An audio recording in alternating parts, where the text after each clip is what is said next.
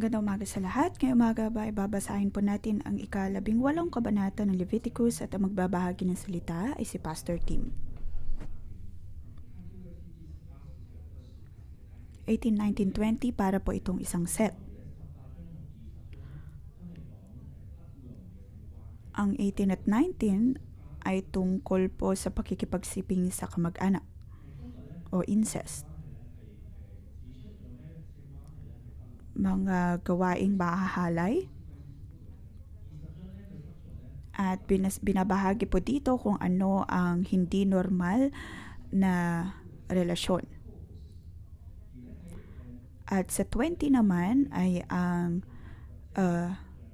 epekto ng mga gawaing mahahalay na ito.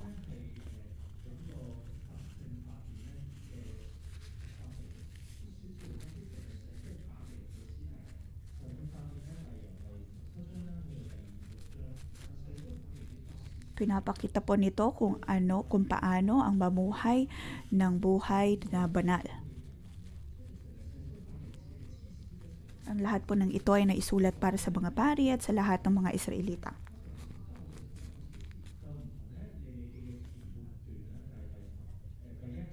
Kung ano ang mga bagay na marurumi at di tapat ayon sa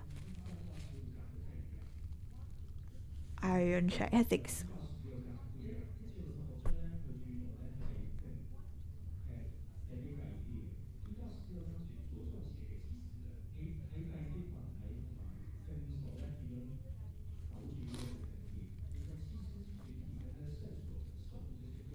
Muli, mula chapter 1 hanggang 16, ito po ay tungkol sa mga pari kung paano po sila mabubuhay ng banal at kung paano pakakalinisan ng sarili ayon sa mga ritual.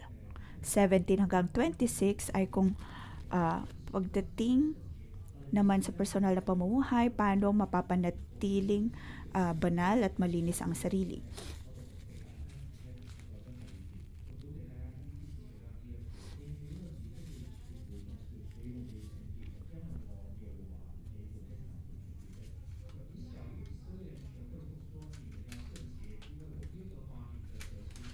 Sabi po sa 19 verse 2, magpakabanal kayo dahil ako ang Panginoon na inyong Diyos ay banal.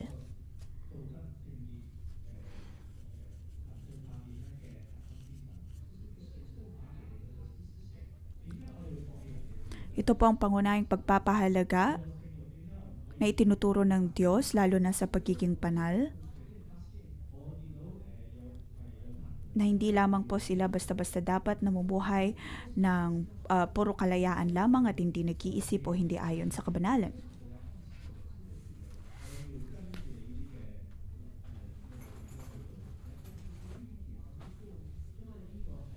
Kailangan po nilang sundin ang mga tuntunin na iniligay ng Panginoon. Dahil ito po ang inaasahan ng Panginoon sa kanyang bayang banal.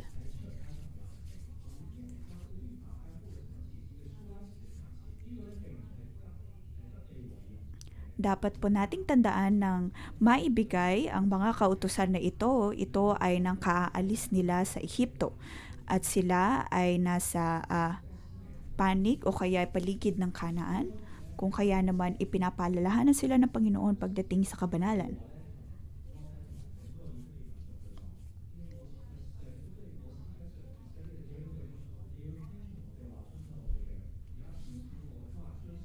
Sinasabi ng Diyos sa kanyang mga Israelita na dapat po nilang sundin ang kanyang mga kautusan, ang kanyang mga tuntunin dahil sila ay kabilang sa Diyos, kanyang tinawag, kanyang pinili at dapat na maging banal.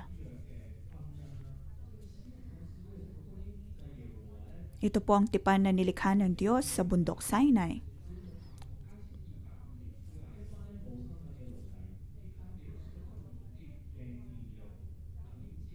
Lahat ng mga alipin na wala pong anumang pagkakakilanlan,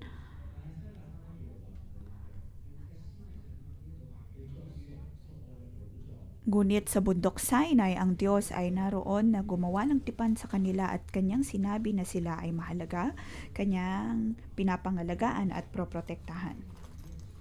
tinawag bilang banal na pari, tinawag bilang bansang pinili, tinawag bilang banal na lupain.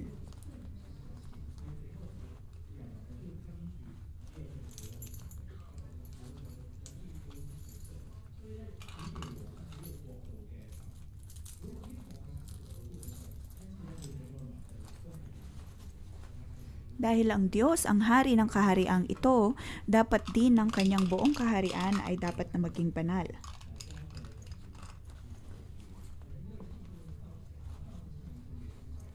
Kaya naman sa Leviticus,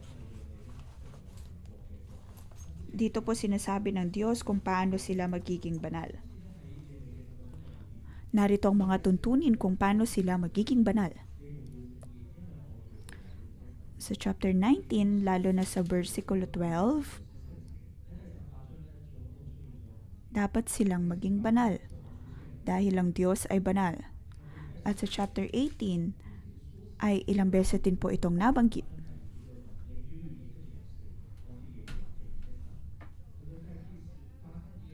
Verse 2, sabihin ito sa mga taga-Israel, ako ang Panginoon na inyong Diyos.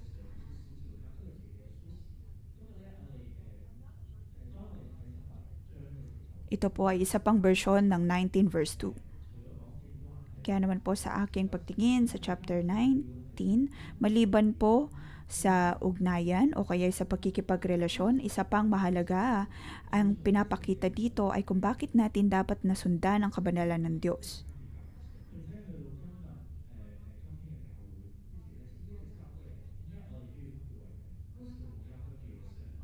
Sa panahon po natin ngayon, bakit po natin kailangang ibukod ang ating sarili? Mababasa po natin ito sa kabanatang ito. Binibigyan po natin ito ng pamagat, ang bayang banal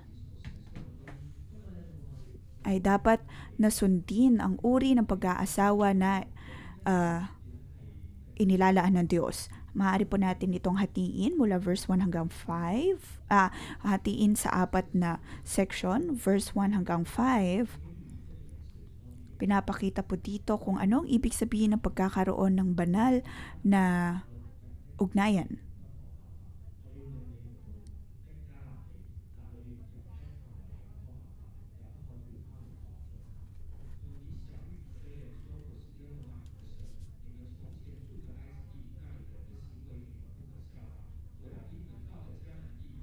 Sabi po dito, ako ang Panginoon na inyong Diyos, huwag niyong gawin ang mga ginagawa ng mga taga-Ehipto.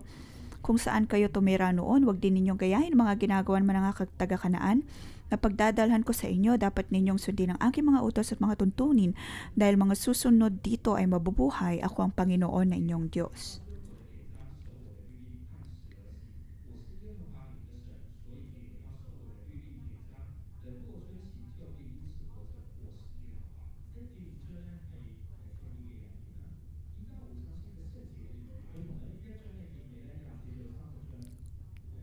Sa 1 to 5, pinapakita po dito kung paano po ba mabuhay ng banal.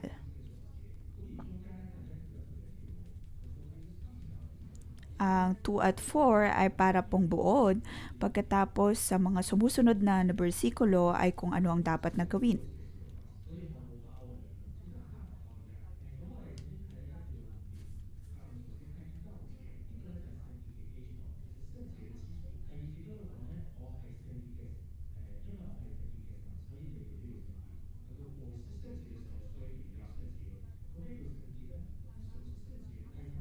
Ano po ang ibig sabihin ng pagiging banal? Sa verse 3 ay ibinagahagi po ito na huwag gagawin ang ginagawa ng mga taga-Ehipto at huwag din gagayahin ang ginagawa ng mga taga-Kanaan.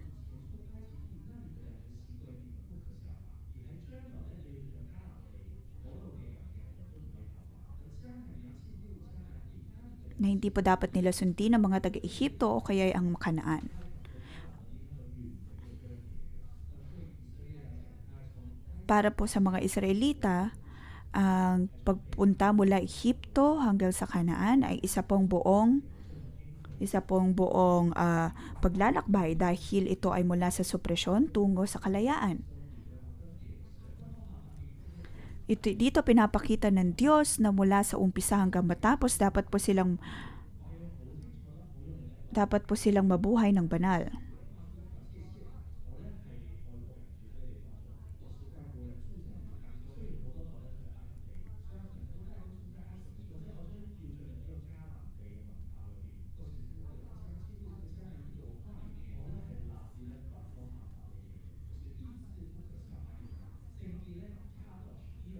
Ngunit sinasabi ng Diyos na dapat po nilang hindi mabuhay ayon sa kanilang gawain.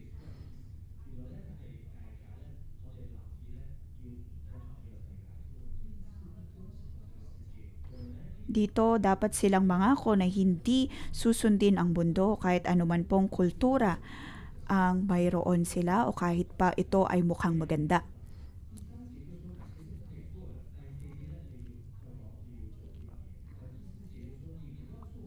Sa verse 4, pinapakita po dito kung ano ang dapat nilang gawin. Sa verse 4 ay mayroon pong iba't ibang mga pandiwa na ginamit. Dapat sundin,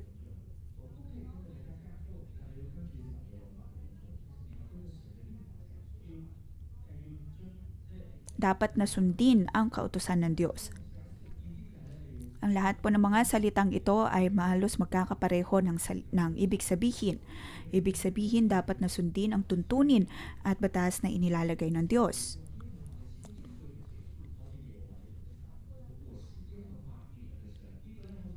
At sa dulo po nito ay lagi pong pa rin sinasabi ng Diyos, ako ang Panginoon na inyong Diyos. Ito ay kumbaga selyo ng bawat panuntunan na inilalagay ng Diyos. Na para po bang sa mga kumpanya na may mga selyo sila o kaya stamp upang ipakita na ang proyektong iyon ay sa kanila.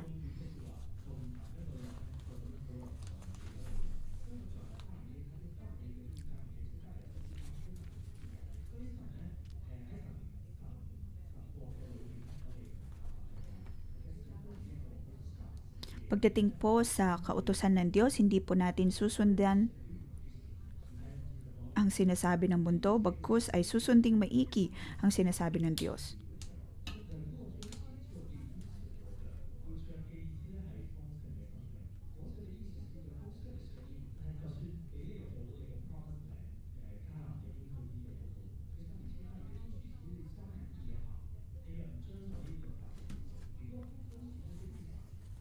Dito sinasabi ng Diyos na sa kanilang pakikinig at sa kanilang pagsunod, ang pangako niya ay patuloy na mapapangyari sa kanila.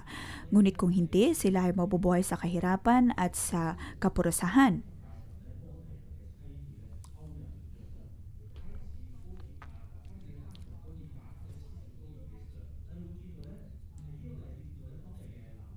Kung matatandaan po natin, minsan ay nagkaroon po ng kaso kay Joseph nang siya ay sundan ni Potiphar.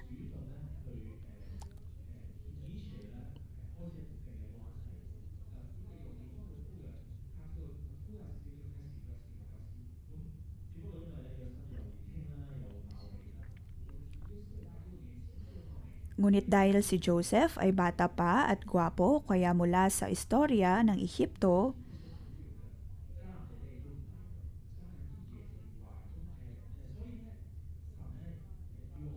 ngunit naroon si Kanaan, o kaya ang nangyayari sa Kanaan na hindi pa rin dapat sila lumipat sa paraan ng Ehipto kaya ng Kanaan.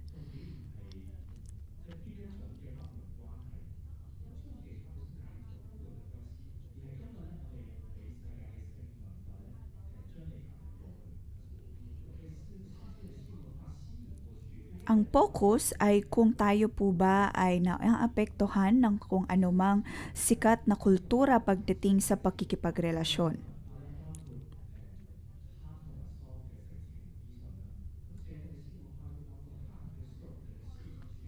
Dito hindi lamang po tungkol sa kung anumang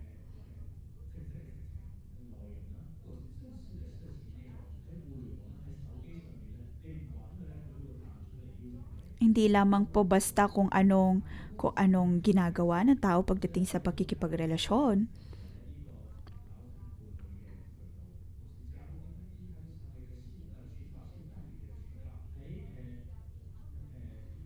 Ngunit ang katanungan ay kung nasusundan po ba ang kabanalan pagdating sa mga bagay na ito. Kumbaga sa panahon po natin ngayon, sikat na o kaya tanggap na ang pagkakaroon ng premarital sex. Na para po bang kung hindi sisiping ang magkarelasyon ay para pong hindi ito tanggap sa lipunan.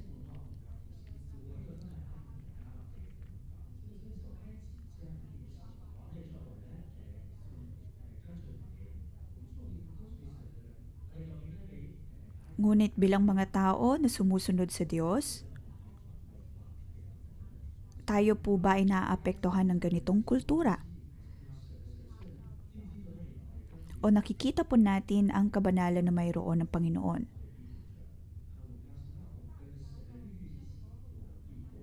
O kung sinusunod po ba natin ang kautusan ng Diyos, paniguradong tayo ay mabubuhay. Magkakaroon ng buhay na mahaba. Dito, sinasabi din po ang tungkol pagkakaroon ng karapatan sa buhay o human rights. Bigyan ng tao ng kalayaan na mamili, lalo na sa area ng pagkikipag-siping.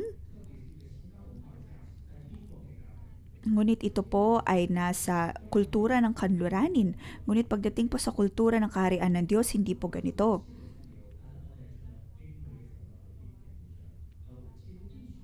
Maaaring may susuko po natin ang ating kalayaan na mamili, ngunit ito din ay nagiging daan upang makapamuhay tayo ng banal at mabuhay ayon sa pangako ng Diyos.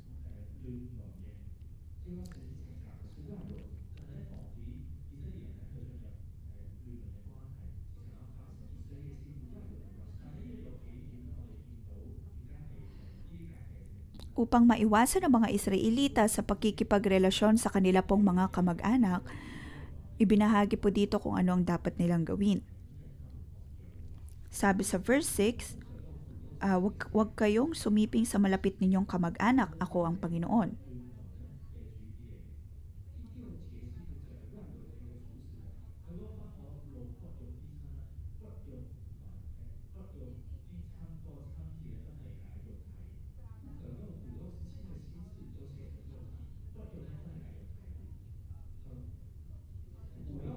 Sinasabi po dito na hindi dapat magkaroon ng relasyon sa malapit na kamag-anak.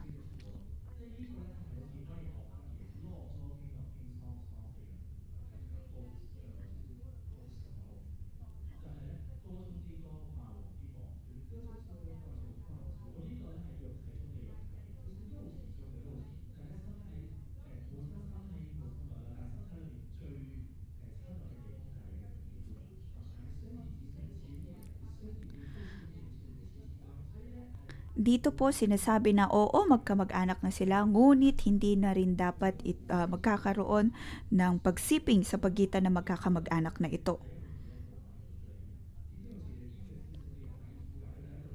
Kumbaga sa English ay intimacy into intimacy. At sa verse 6, tungkol po ito sa lahat ng mga lalaki na hindi po dapat sila makisiping sa kung sino mang kamag-anak na malapit. Ito ay pangungusap, lalo na sa mga kalalakihan at hindi po sa mga babae, dahil napakarami pong mga krimen na may kinalaman sa pakikipagsiping ay gawain ng mga lalaki.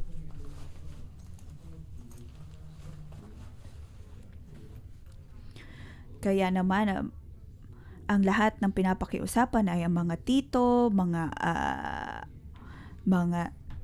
tito, mga ama, mga pinsang lalaki. Dito sinasabi na hindi dapat po nila apektuhan o kaya'y saktan ang kanilang mga kamag-anak na babae. Anak man, mga pamangkin o kaya'y mga pinsan. Bilang mga lalaki ay dapat po nilang protektahan ang babae sa kanilang pamilya.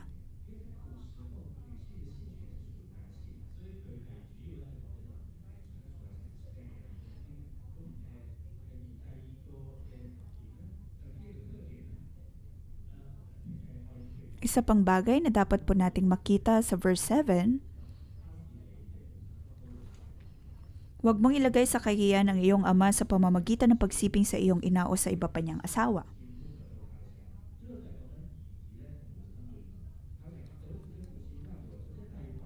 Tungkol po ito sa isang anak na nakikipagsiping sa kanyang ina, sariling ina.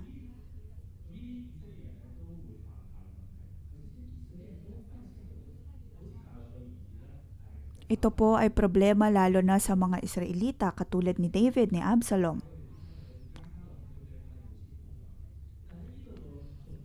Siya ay nagkaroon ng ugnayan o kaya pagkikipagsiping sa kanyang ina. At ito ay nagdadala ng kahihiyan sa ama. Bakit magdadala ng kahihiyan sa iyong ama?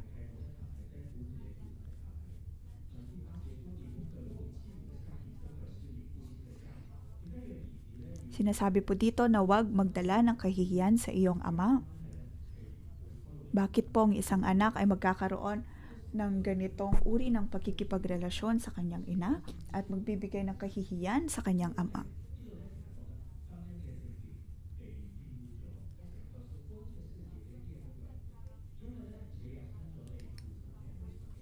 Dito po ay dahil naaapektuhan ang kabanalan na dapat mayroon sa ugnayan na dala ng pagkakasal.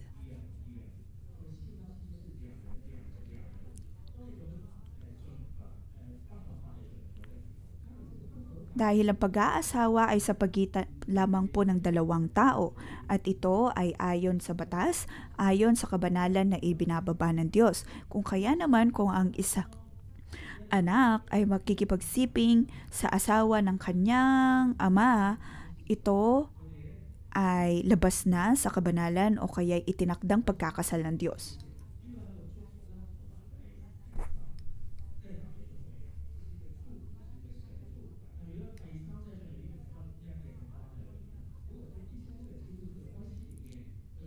Agugnayan sa pagitan ng mag-asawa, naroon po ang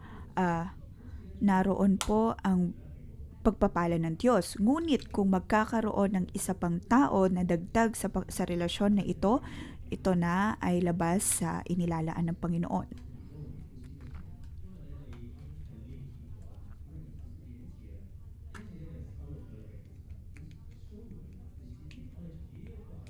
Kaya naman sinabi po dito sa verse 8 na huwag magbibigay kahihiyan sa iyong ama sa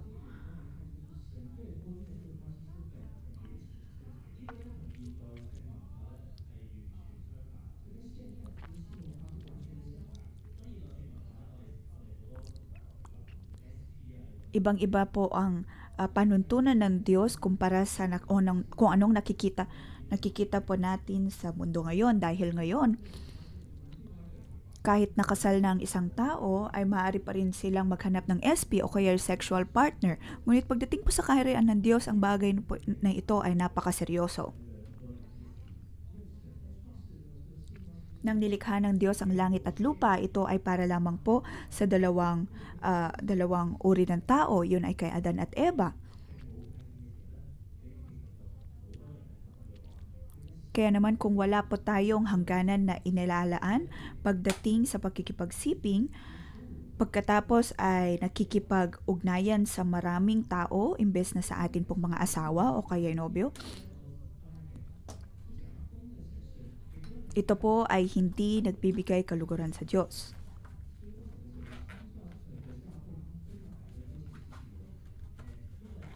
Kaya naman po maging sa atin pong kultura bilang Kristiyano, hindi po natin sinasang-ayunan ang premarital sex dahil ito ay labas sa panuntunan ng Diyos, ito ay labas sa kalooban ng Diyos. Ngayon, tanungin po natin ang ating sarili kung tayo po ay mayroong active sexual relation o kaya ay kayo po ay kasal, ngunit sa labas po nito ay mayroon pa rin po kayong karelasyon na iba.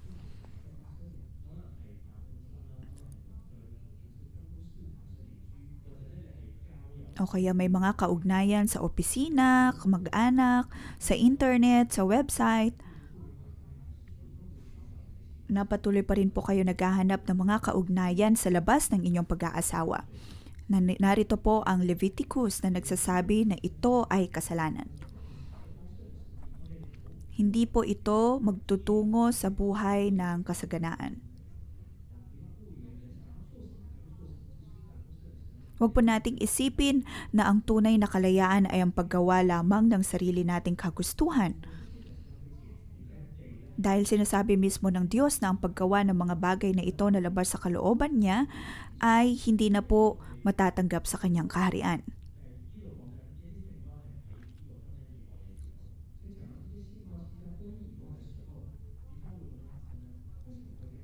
Kaya naman po pagdating sa pakikipag-ugnayan ng labas sa pagkakasal,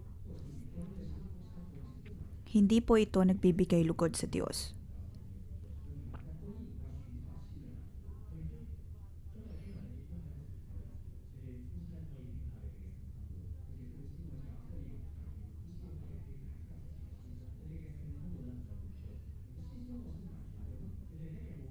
Pagdating po sa atin pong pag-aasawa, dapat po tayong maging ah, makaramdam ng kasapatan.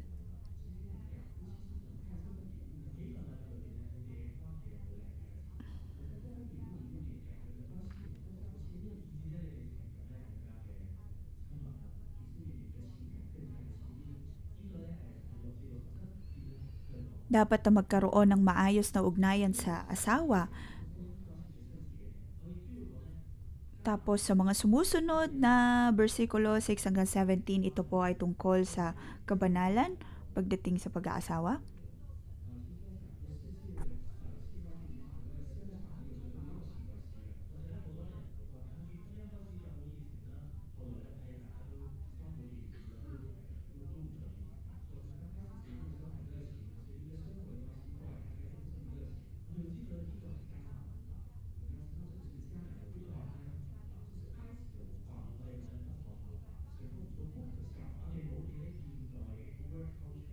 Ang Diyos ay naglalaan ng mga panuntunan na dapat sundin ng mga Israelita upang hindi mamuhay ayon sa kultura ng Kanaan.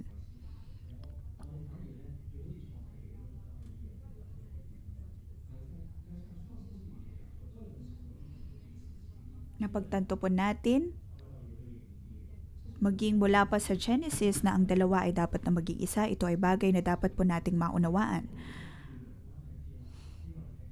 19 na 20. 18 to 23.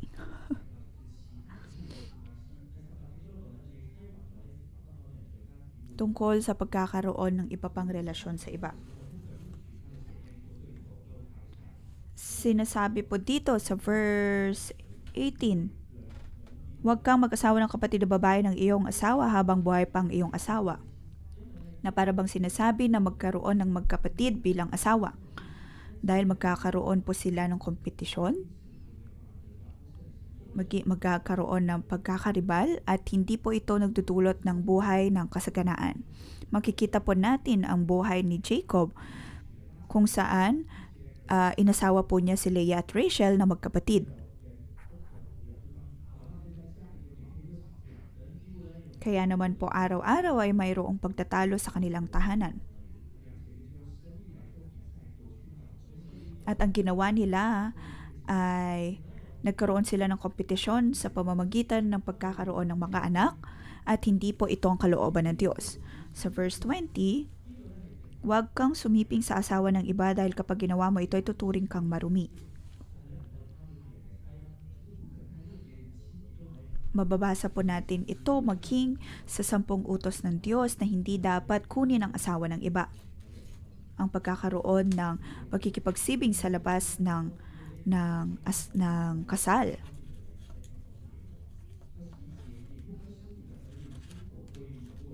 Sunod, sinabi din po dito na huwag ihandog ang kanilang mga anak sa Diyos-Diyosang si Molek dahil iyon ay paglapastangan sa pangalan ng Diyos. Dito, ang bahaging ito ay napaka-espesyal muli dahil muli ay meron ulit dito ang lagda ng Diyos na ako ang Panginoon. Sa dinami-dabi ng mga bersikulo na nabanggit po dito, tanging ang verse 21 lamang ang nagsasabi ng ako ang Panginoon.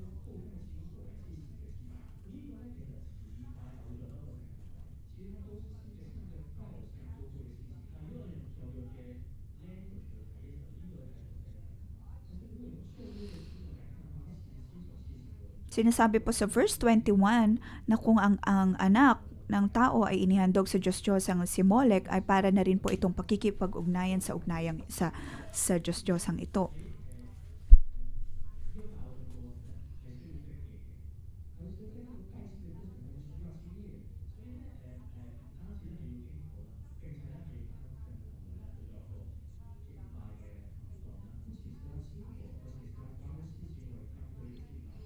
Dahil sa paghahandog po nila kay Molek, kasama po nito ay ang pakikipagkakaroon ng sexual activity.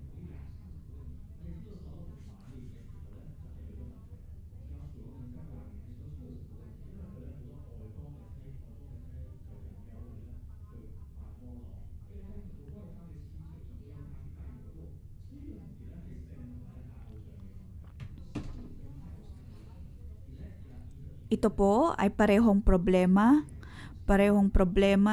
sa pagsamba ng mga Diyos-Diyosan at pakikipagsiping na hindi ayon sa kalooban ng Diyos.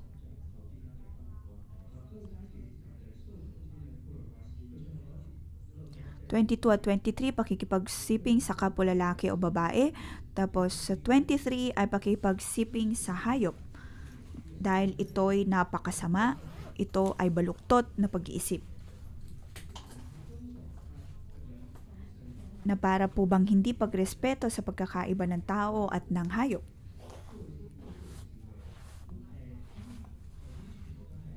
Ito po ay mga bagay na labas na sa hangganan na inilalagay ng Diyos.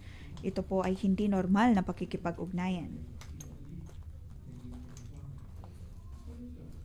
Pagkatapos sa verse 24 hanggang 30 ay ang buod, lalo na ng kapurusahan o kaya magiging epekto ng lahat ng mga abnormal na pakikipag-ugnayan. Dahil sa pagkakasala ng tao, ang lupain ay madudumihan din. Kaya sinabi dito, huwag dumihan ang inyong sarili sa pamamagitan ng paggawa ng ganito mga gawain dahil ito ang nagparumi sa mga taong pinaalis ko sa lupaing ibinigay ko sa inyo.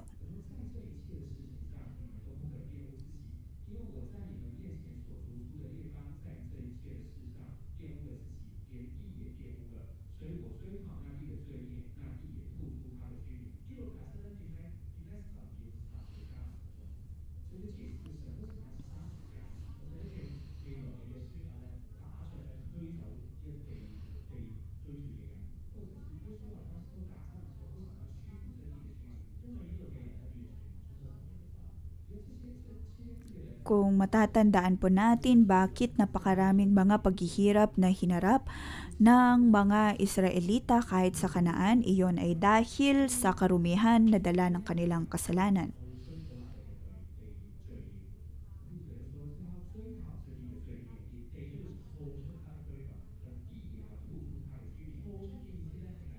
At sa verse 26,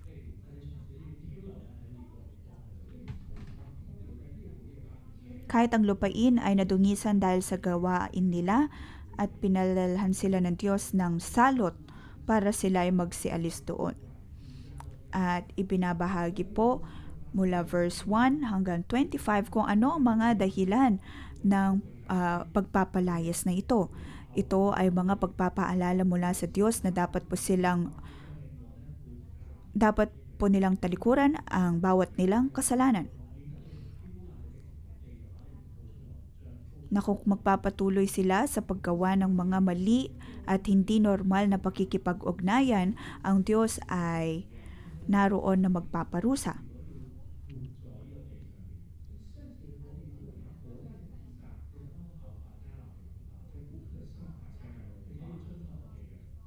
Ang mga banal na tao ay di dapat na sumunod sa kultura ng Kanaan.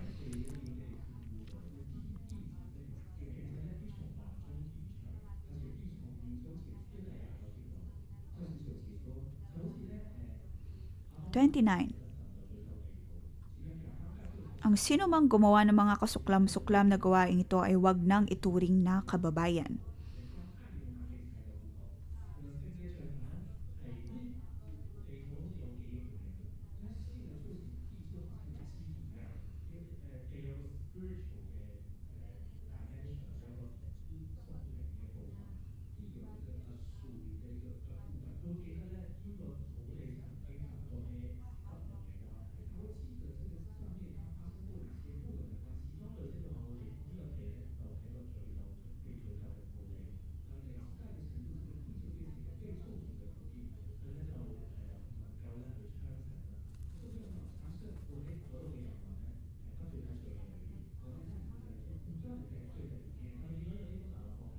Ang mga taong naninirahan po noon sa Israel at maging sa kanilang paglipat sa Kanaan ay patuloy sa pagkakasala sa Diyos.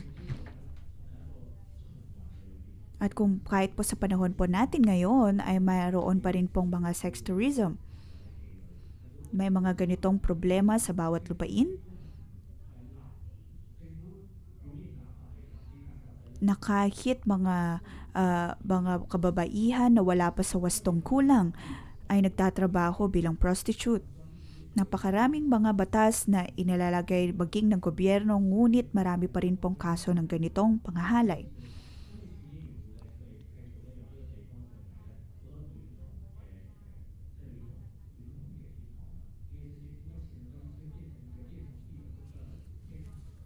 Ngunit dahil sa kasakiman sa pera, kung kaya naman po nagpapatuloy pa rin ang ganitong industriya.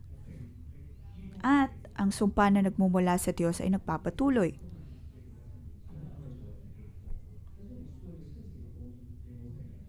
Maaring sa Hong Kong ay hindi po ito ganito kalaking problema, ngunit marami pa rin po tayong mga kaso na may addiction pagdating sa sex. Maaring nanonood ng pornografiya, o kaya nagmamasturbate, o kaya ay mayroong asawang nakikipagrelasyon sa iba sa labas ng buhay pag-aasawa. Ngunit narito na pumupunta pa rin po tayo sa church, nagdidisipulo o kaya naglilingkod sa Diyos. Ngunit nais sabihin ng Panginoon, dapat po tayong maging banal dahil ang Diyos ay banal.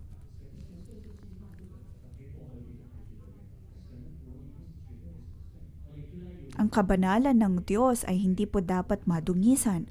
Ang kaharian ng Diyos ay banal at di dapat na madungisan. Dapat po nating ipanalangin ang Hong Kong, ang atin pong kanya-kanya mga bansa.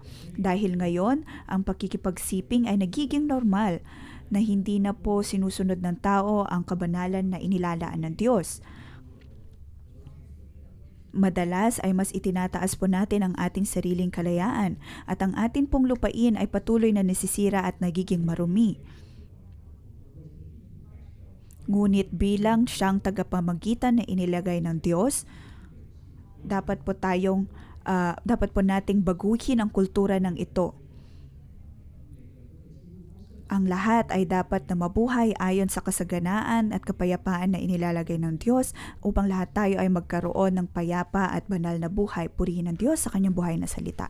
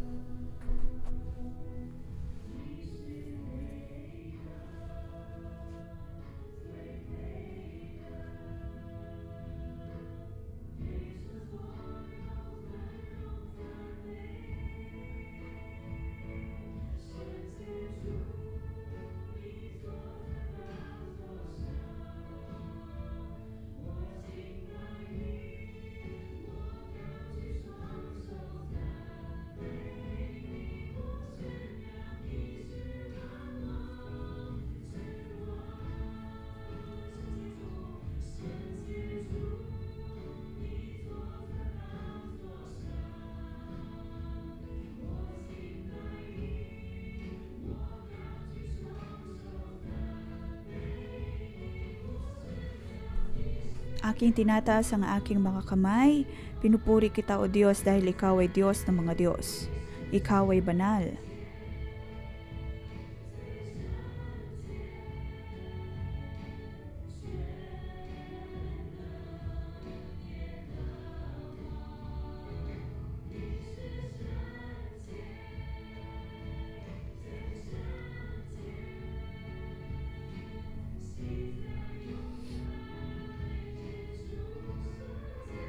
Ikaw ay Diyos na banal, ikaw ang Diyos magpakailanman.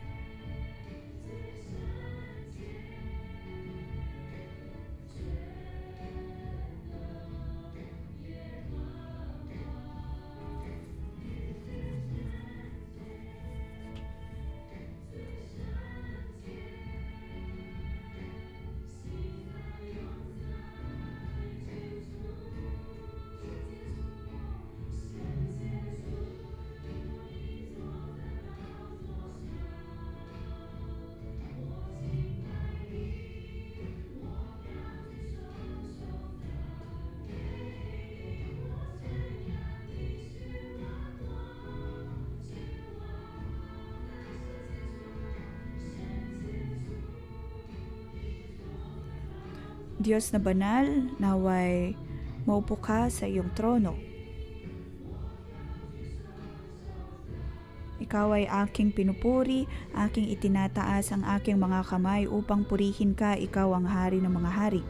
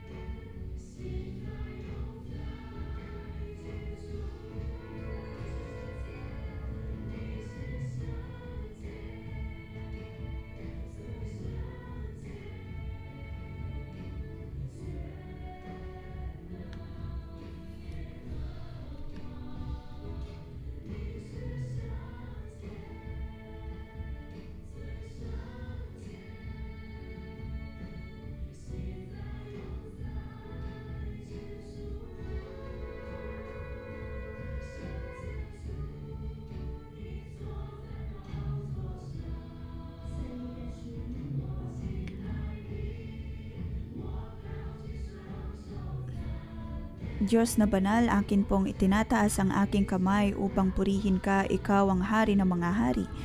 Aking pinoproklama na ikaw ang hari ng mga hari.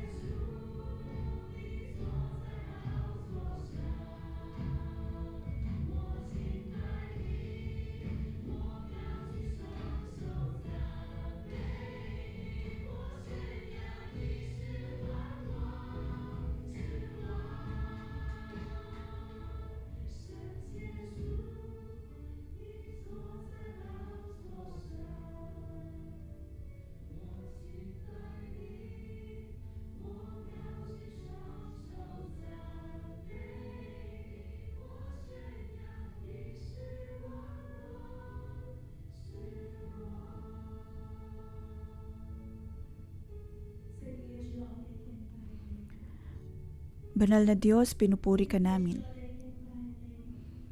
Banal na Diyos, ikaw ay pinupuri namin. Ikaw ang siyang maghari sa trono. Ikaw ang hari na nakaupo sa trono. Ginamit mo ang amin pong mga buhay, ang amin pong Espiritu ngayon narito, Panginoon, itinataas namin ang iyong kabanalan.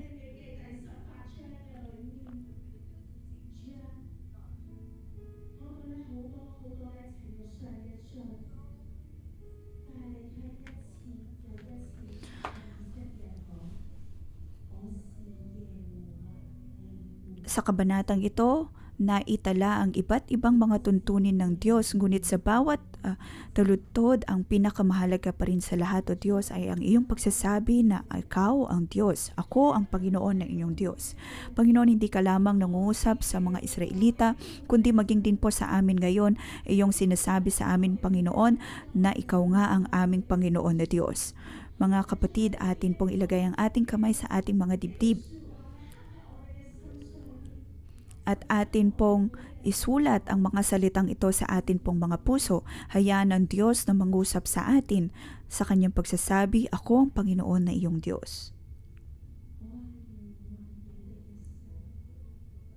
Aking anak, ako ang iyong Diyos na iyong Panginoon.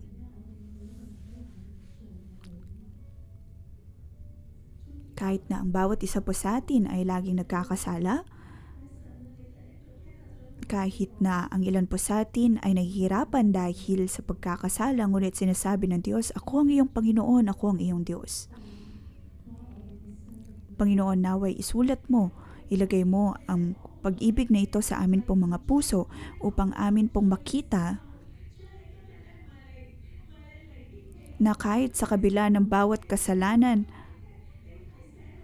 o sa dami na mga panuntunan na mayroon ka, ito ay iyong pagpapaalala sa amin, O Diyos, na ikaw nga ang aming Diyos, ikaw ang aming Panginoon, at ang nais mo ay ang kami magkaroon ng maayos na ugnayan sa iyo. Na ang nais mo, O Diyos, ay ang magkaroon ako ng maayos na pakikipag-ugnayan sa iyo dahil ito ang kalooban mo. Kalooban mo na magkaroon kami ng tunay na kalayaan. Panginoon, tulungan mo kami na magkaroon ng maayos na pakikipag-ugnayan sa iyo.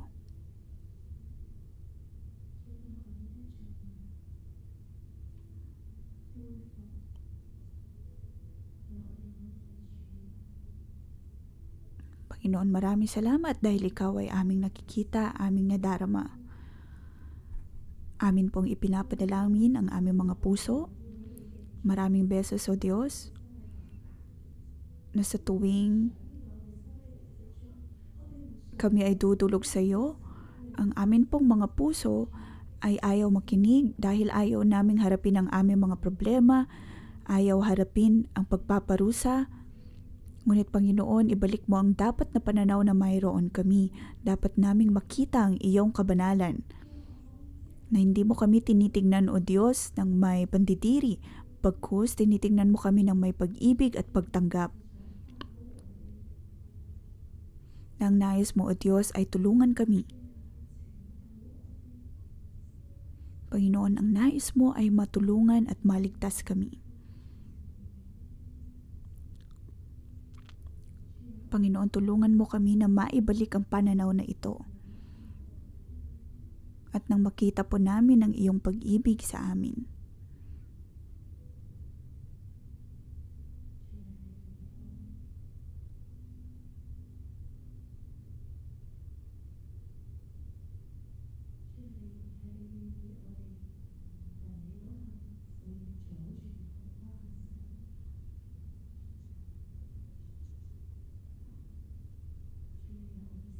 Upang kami magkaroon ng maayos na pagkikipag-ugnayan sa iyo. Panginoon, tulungan mo kami na maibalik sa dapat naming wangis at disenyo.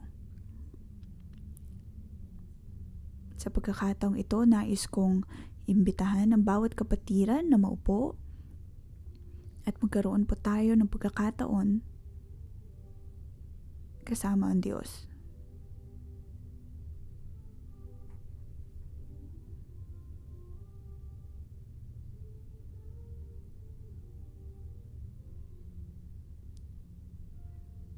Aking puso, naway huwag mong kalimutan ang kabutihan ng Diyos.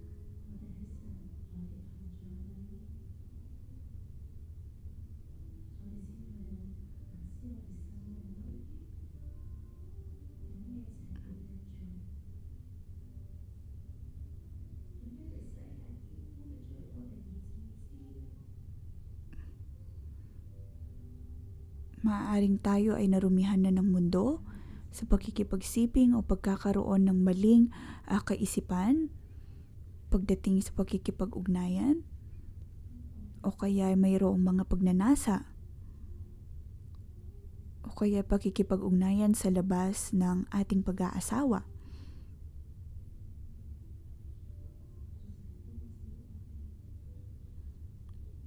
Naway magliwanag ang Diyos sa atin pong mga buhay.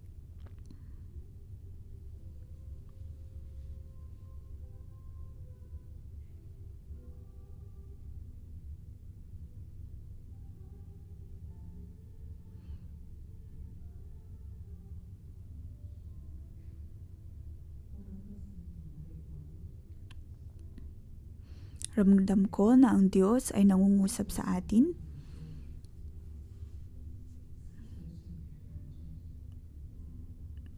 Sinasabi ng Diyos ang kasalanan na iyong ginawa sa iyong kaisipan kahit na hindi mo ito nagawa. Ngunit marahil sa buhay mag-asawa, Sa iyong pag-iisip tungkol sa iba, babae man o lalaki. Sa iyong kaisipan ay nagkasala ka na. Maaring hindi mo ito ginawa.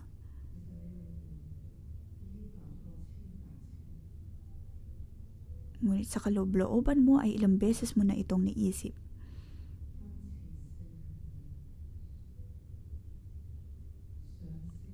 Pakikipag-ugnayan sa iba, premarital sex, pakikipag-ugnayan online, kahit pakikipag-ugnayan sa kapwa babae o lalaki, pakikipagsiping sa kapwa babae o lalaki.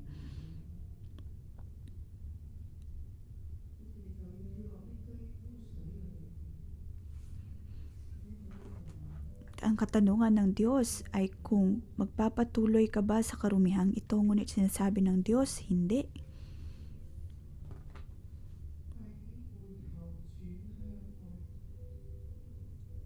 Manumbalik ka, manumbalik sa presensya ng Diyos.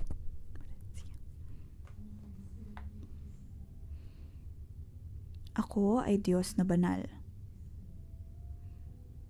Ako ay Diyos na banal.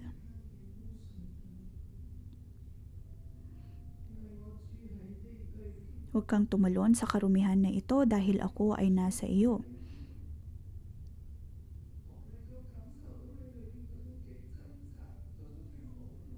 Ramdam ko ang iyong paghihirap, ang iyong kawalan ng pag-asa.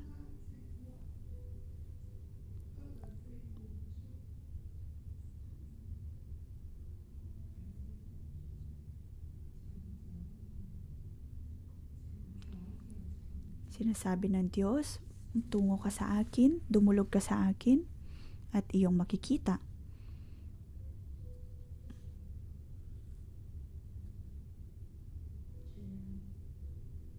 Panginoon, ikaw ay nasa aming kalagitnaan.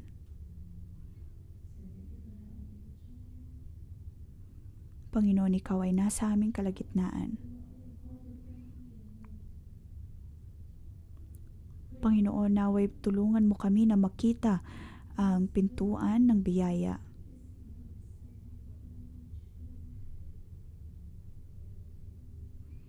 Panginoon, tulungan mo kami na harapin ang aming mga kasalanan.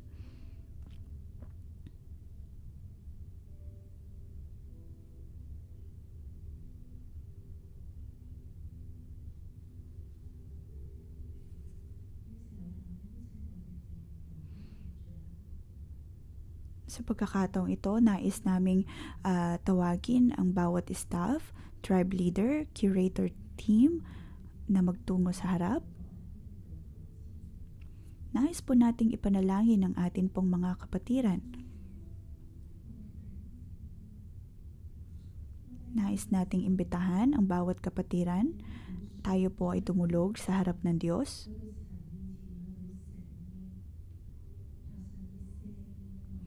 Nais po nating malinis sa pagkakasalang ito at tumanggap ng kapatawaran mula sa Diyos. Nais po naming tawagin ang bawat kapatiran. Atin pong aminin ang mga kasalanang ito. Aminin ang bawat pagkakasala sa harap ng Diyos.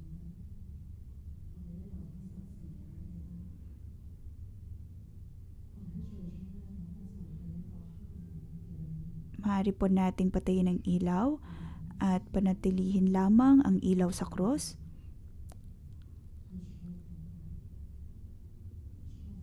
Ang nais ng Diyos ay bisitahin po tayo. Aking anak, huwag kang matakot.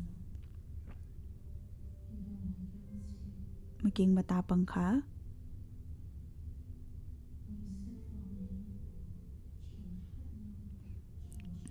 Nais kang palayain ng Diyos, nais kang palayain ng Diyos sa bawat kasalanan at nang magkaroon ng kalayaan. Panginoon, ngayon, narito ang Panginoon, binibigyan tayo ng pintuan ng biyaya, pintuan ng grasya.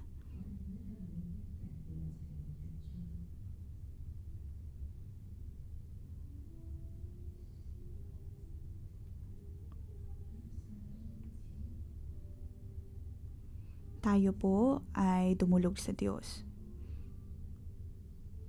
upang tayo ay matulungan ng Diyos na tumanggap ng kalayaan, upang mabalik ang dapat na malapit na ugnayan na mayroon tayo sa Diyos, lalo na kung nagiging dahilan ng kasalanan na ito upang tayo ay hindi lumago sa pakikipag-ugnayan sa Kanya. Nais ng Diyos na buksan ang pintuang ito para sa iyo upang ikaw ay makadulog sa Kanya.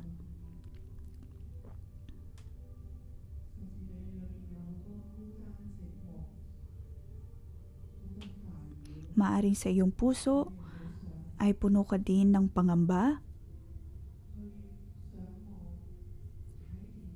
na kaya pakiramdam mo ay magtutungo ka na lang online o kaya nanonood ng sobrang daming drama o kaya ay nagkakaroon na rin ng interes sa pakikipagrelasyon sa kapwa babae o kaya ay kapwa lalaki, ngunit nagiging dahilan ito ng paglayo ng ugnayan sa Diyos.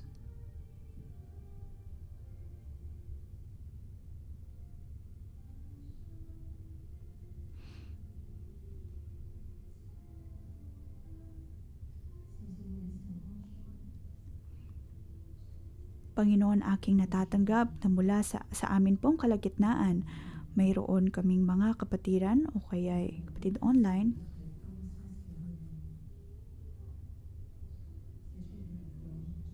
maaring may ilan po sa atin na puno ng phone sex addiction. Hindi po natin maiwaglit o kaya hindi natin maiwasan ito.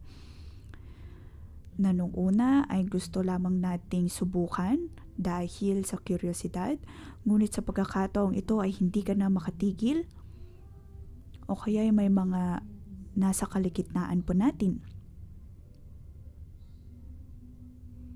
na pabalik-balik ang iba't ibang mga imahe, sexual fantasies, o kaya dahil gusto mong magkaroon ng mabilisang pera, ngunit nagiging katisuran na ito sa iyong sarili o kaya maging sa iba. Ngunit ngayon, binibigyan ka ng Panginoon ng pagkakataon na makipag-ugnayan sa Kanya. Ito ang panahon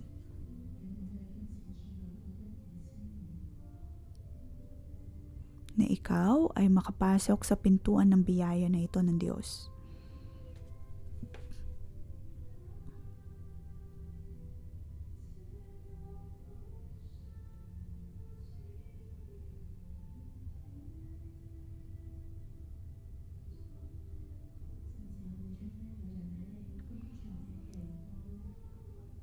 O kahit may mga ilan po sa atin na nasa trabaho na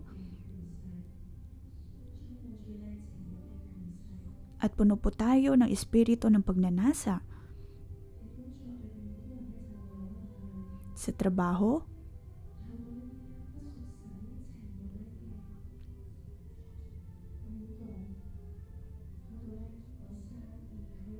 may mga issue sa pakikipag-ugnayan, sa pagkakaroon man ng business o kaya business deals.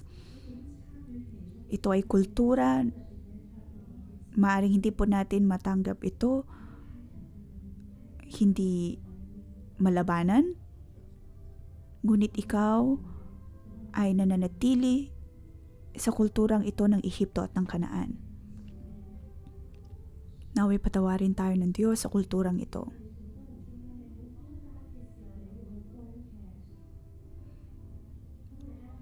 Maaring marami sa atin na dahil sa pakiramdam na tayo nag-iisa lamang o kaya loneliness, kaya madalas tayo manood ng K-drama, iba't ibang mga drama, at sa tuwing nakakakita po tayo ng mga intimate na eksena, ay tayo mismo ay nagkakaroon ng mga pagnanasa. Panginoon, naway patawarin mo kami.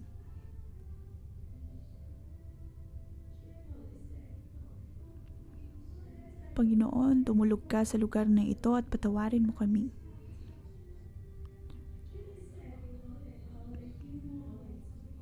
Panginoon, alam namin na sa amin pong pakikipag-ugnayan, napakaraming mga aspeto ang nakakaapekto sa amin. kung kaya kami ay nananatili sa kasalanang sexual. Panginoon, tulungan mo kami at nang makabalik sa tunay na kalooban mo, Panginoon, tunay ka naming kailangan.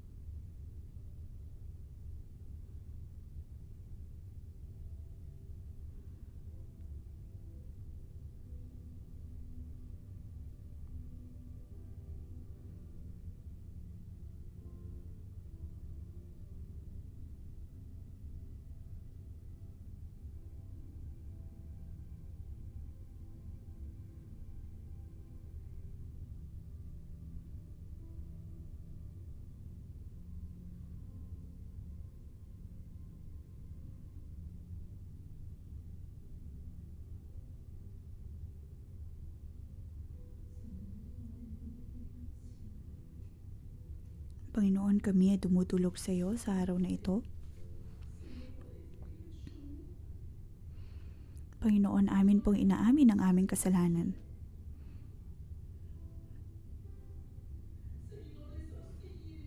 Panginoon, inaamin namin na sa aming pong mga mata, lagi kaming mayroong mga pagnanasa. Na mayroon kami mga kasalanan na may kinalaman sa hindi normal na pagkikipag-ugnayan o kaya pagkikipagsiping na sa kaloob-looban namin ay mga iba't ibang pagnanasa. Panginoon, kami ay tumutulog sa iyo, sinasabi na kami ay napakababa. Na wala kami sa posisyon na hindi dapat. Ngunit Panginoon, ngayon maraming salamat. Salamat o Diyos dahil narito ang iyong pintuan ng biyaya, ang iyong habag at biyaya upang kami ay buhating muli.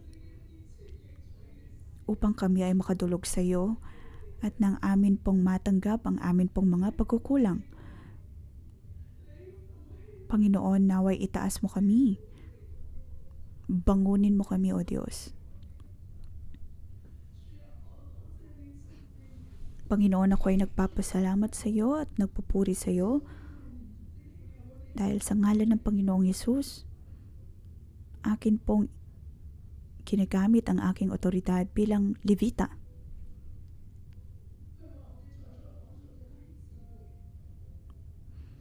Nanais ko pong ipanalangin ang bawat kapatirang narito natanggalin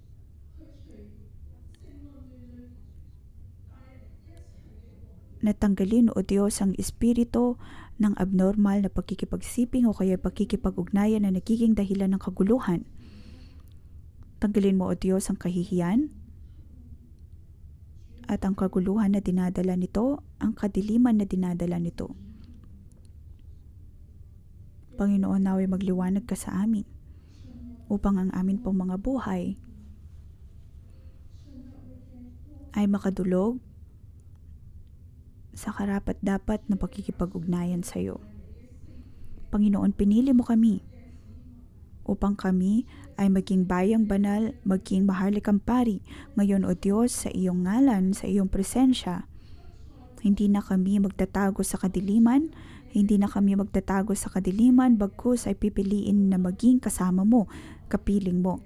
Atin pong iminimbitahan ng bawat kapatiran na tayo po ay tumayo. Nais naming imbitahan ng bawat staff na buksan na po ang ating ilaw dahil hindi na po tayo namumuhay sa kadiliman. Sa ngalan ng Panginoong Hesus, ang atin pong mga pagkakasala ay nailahad na at naidala na sa liwanag. Purihin po natin ang Diyos. Pasalamatan ng Panginoon.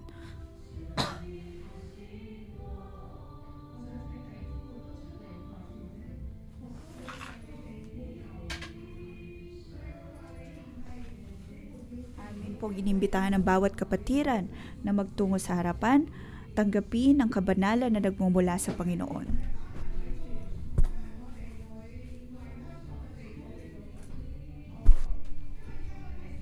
Dahil hindi lamang po natin ipinapanalangin ang Hong Kong, na sa atin pong pagbabago at pagiging banal ay atin din pong maipapanalangin ang iba at maipoproklama ang kabanalan na mayroon ng Diyos. Tayo po ay manatili sa harapan.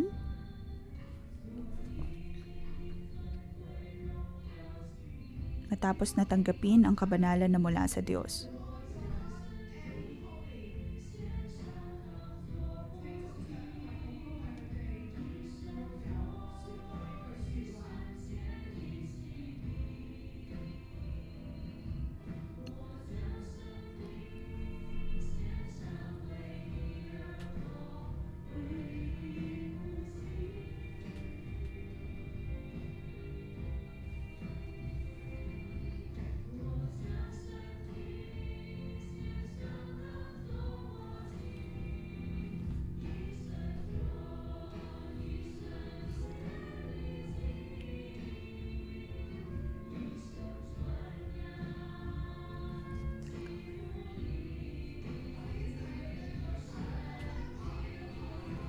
Atin pong itaas ang ating mga kamay at atin pong ipanalangin ang Hong Kong, ipanalangin ang kasalanan na bumabalot sa Hong Kong, lalo na pagdating sa kasalanan ng pakikipag-ugnayan, mahalay o kaya pakikipagsiping.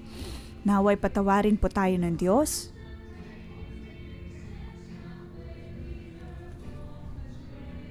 At maging din ang kasalanan ng homosexuality.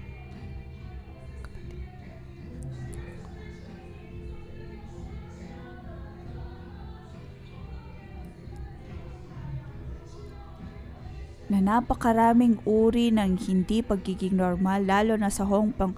Panginoon, naway patawarin mo ang syudad na ito. Panginoon, tinawag mo kami upang iyong maging banal na bayan, piniling maharlikang pari. Ngunit ang nais namin ay ang makabalik kami sa kabanalan na iyong inilalaan. Amin pong ipinoproklama na ang lahat ng uri ng kasalanan ay matigil at malinis sa bayang ito. Ang bawat isa po sa amin, O Diyos, nakakayanin naming dumulog sa iyo ng may kabanalan dahil ikaw ang Diyos na tapat, na ang lahat ng mga bagay na ito, lahat ng mga kasalanan na ito, kaya mo itong linisin, Panginoon. Binibigyan mo kami ng solusyon, binibigyan mo kami ng daan palabas sa mga problemang ito. Mga taong nagtatrabaho sa sex business, Panginoon, tanggalin mo ito, Panginoon, at naway makapasok sila sa bagong simula na iyong inilalaan upang lahat ay maging bayang banal, ang lahat ay maging maharlikang pari. Ititigil mo, O Diyos, ang sex workers na ito. Amin pong ipinoproklama na maging ang mga nagtatrabaho sa industriyang ito ay mabago. Panginoon, maraming salamat dahil Ikaw ay buhay, Ikaw ay kasama namin, Ikaw ang aming daan, ang katotohanan at ang buhay. Panginoon, maraming salamat. Panginoon, narito kami dumudulog sa iyo at amin nga pong hinahawakan ng lupaing ito. Panginoon, iyong sinabi na ang lahat ng mga bagay na ito nagdadala ng karumihan. Kaya naman narito kami, Panginoon, sa amin pong paglalagay ng aming kamay sa lupaing ito,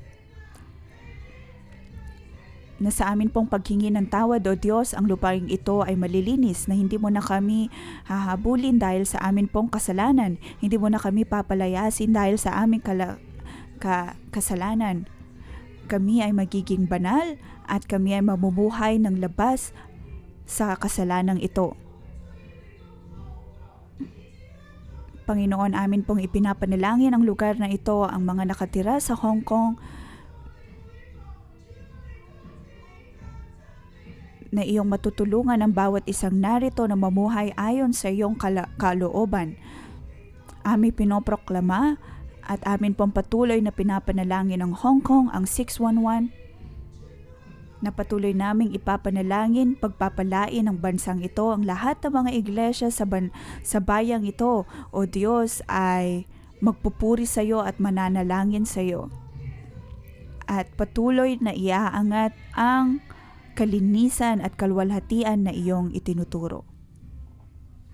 Panginoon, maraming salamat.